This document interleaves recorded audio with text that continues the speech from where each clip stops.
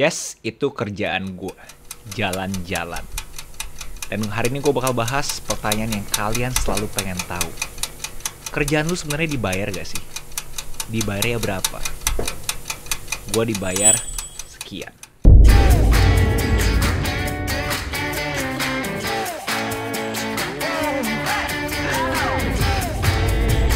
Hai warga kreatif, buat kalian yang belum kenal, salam kenal dulu. Nama gue Gusto Halim, di mana 2 hari sekali gue selalu upload video di YouTube. Dan semuanya berhubungan dengan industri kreatif. Kreatif negosiasi dengan klien, kreatif kripto, kreatif membaca buku. Apapun yang sifatnya kreatif akan selalu gue bahas di channel ini.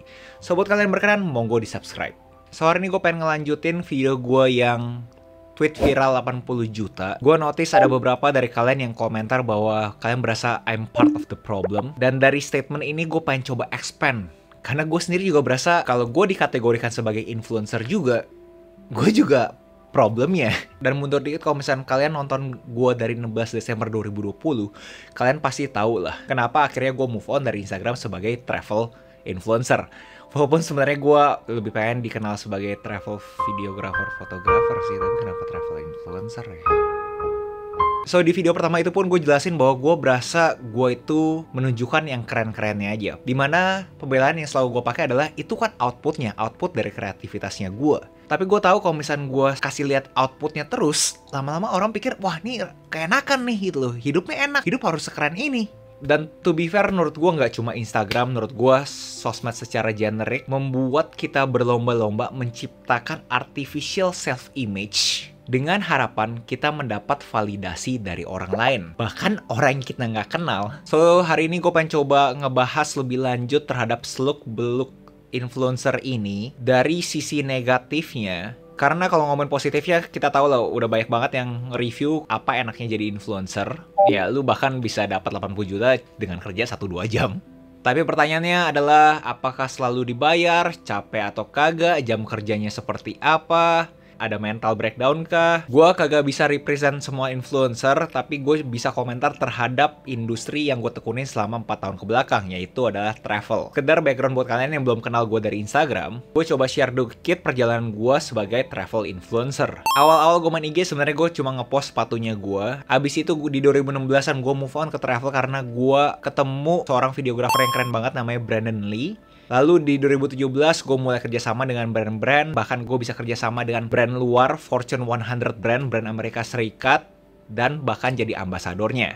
Dan yes, bayarannya luar biasa seperti yang kalian lihat di awal video. Dan fast forward ke 2021, akhirnya gue ngobrol sama kalian terhadap industri travel influencer. Pertama, dibayar gak sih? Gue berani komentar 75% gak dibayar, 25% dibayar. Contoh yang gue kerjasama dengan Fortune 100 brand tersebut. Nah itu gue dibayar semuanya dari tiket, akomodasi, makan, minuman, hotel, you name it, semuanya dibayar. Bener-bener full service. Lalu abis itu jasa foto gue juga masih dibayar. 75%-nya lagi biasanya itu adalah kolaborasi. Contoh kalau misalnya gue mau pergi ke Thailand, gue coba email ke Markom hotel-hotel yang ada di Thailand. Gue nanya, lu mau gak kolaborasi sama gue dengan barter digital asset? Yaitu bisa dari foto, video, bahkan exposure. Dan kalau misalnya mereka setuju, kita barter biasanya dapat 3 hari dan 2 malam. Tapi gue ngakalin yang kerja yang barter kayak gini adalah begitu gue ketemu orangnya di sana, dan terutama kalau misalnya dia beneran di marketing department atau markom, itu gue bisa komunikasi lebih banyak lagi. Kayak gue upsell jasanya gue. Contoh, lu mau gak stock footage terhadap lu punya resort yang gue edit lebih matang lagi, lebih bagus lagi, dan semua intellectual property-nya adalah punya lu. Jadi gue ngakalin seperti itu buat akhirnya gue bisa dapat pendapatan, nggak cuma travel sia-sia.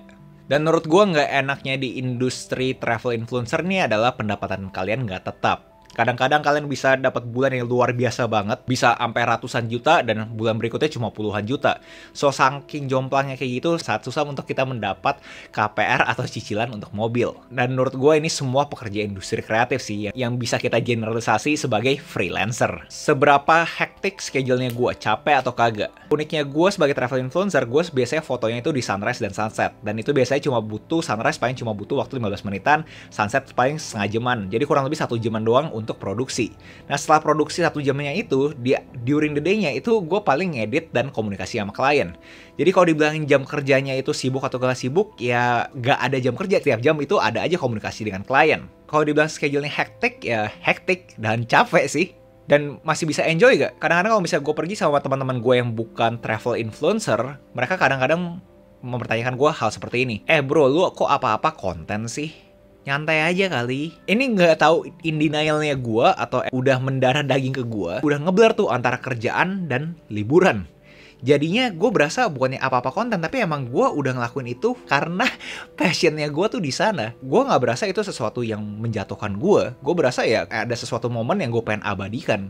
Tapi ya buat orang lain terlihat asing kayak lu kok apa-apa konten ya. Sebenarnya kagak kayak gitu karena gue berasa ya gue udah terprogram bahwa gue pengen mengabadikan momen-momen yang gue berasa seru. So kalau ditanya semua traveling ini gue enjoy atau enggak, ya gue berasa sih gue enjoy.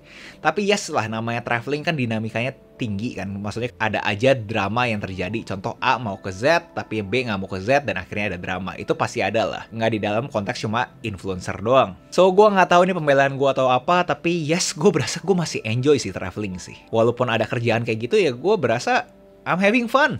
Nggak mungkin bro, gue yakin lu pasti udah nggak enjoy. Oke, kalau misalnya kalian maksa gue, aspek apa yang gue berasa gue nggak enjoy? Gue nggak enjoy ngangkat barang berat-berat, karena punggung gue sakit. Kalau kalian tahu bahwa gue tuh punya banyak barang yang lumayan berat. Contoh, Canon 1DX Mark II-nya gue punya Mavic 2, gue ada Phantom 4-nya gue, belum MacBook Pro-nya gue. Jadi kalau kalian notice dari video-videonya gue, itu gue ngangkat tas itu berat banget, bisa sampai 20 kiloan. And itu bikin pinggang gue sakit. Kalau ditanya nggak enjoy-nya apa, ya gue nggak enjoy ngangkat yang berat-berat sih. Tapi secara mental, I'm pretty good, I'm okay. So balik lagi ke komen, I'm part of this problem. Itu kenapa akhirnya gue berkecimpung di dunia YouTube. Karena gue berasa kalau misalnya gue post-post di Instagram gue terus, yang keren-keren, yang Instagramable terus, orang berasa, wah hidup tuh harus kayak gini ya. Padahal sebenarnya itu cuma output dari kreativitasnya gue. Karena harusnya secara general orang tahu lah namanya travel itu PR, dari planning itinerary, flight, sampai datang ke kotanya, ada aja drama yang akan terjadi. Tapi yes, gue berasa mungkin gue part of this problem karena despite semua proses-proses ini, yang gue tunjukin malah yang keren-kerennya. Jadi terlihat shallow kan. So mungkin poinnya adalah gue mau kasih tahu kalau misalnya kalian emang mempunyai aspirasi sebagai influencer, kerjaan ini memang terlihat dari dunia luar enak. Gue berani komentar kerja sebagai influencer itu kayak kerjain startup. Kalian harus mulai dari nol. Kalian branding diri kalian dari nol. Dan menurut gue nggak semua orang punya kemampuan untuk ngeblok netizen yang nyinyir secara mental. Oleh karena itu emang untuk jadi influencer kalian harus punya kulit yang tebel. Karena layaknya industri entertainment yang tradisional, kita tuh dapat validasi kita influencer dari fansnya kita. Kita dapat feedback dari fansnya kita. Oh, lu keren, bla bla bla. Dan kalau itu dosisnya kagak sehat, bisa bikin lu jadi self-centered. Akhirnya lu anggap orang yang ngomong lu keren itu adalah sesuatu yang absolut. Dan jika ada satu cecunguk yang isengin lu bilang lu tuh jelek, bibir lu kering, aset lu belum nyampe miliaran, itu bisa membuat lu bereaksi. Karena mereka kontras. Loh kan gue keren, kok mendadak dibilang bibir gue kering? Gue punya keberuntungan di mana lingkaran gue tuh ada yang jadi artis. Dan gue ngomong ke doi, menurut gue, artis itu sangat fragile, sangat rapuh. If anything, menurut gue selebriti itu adalah orang terapuh di dunia. Karena profesinya itu bergantung dengan artificial likes. Dan sosial media bikin kita jadi mini seleb. So, ya menurut gue harus hati-hati itu loh. Oke, mungkin nggak fair ya dari tadi gue ngomong negatifnya, tapi sekali lagi positif kan kalian udah tahu nih enaknya jadi influencer seperti apa kan. Menurut gue yang bikin worth it jadi influencer, walaupun gue nggak berasa gue bukan influencer, gue itu fotografer.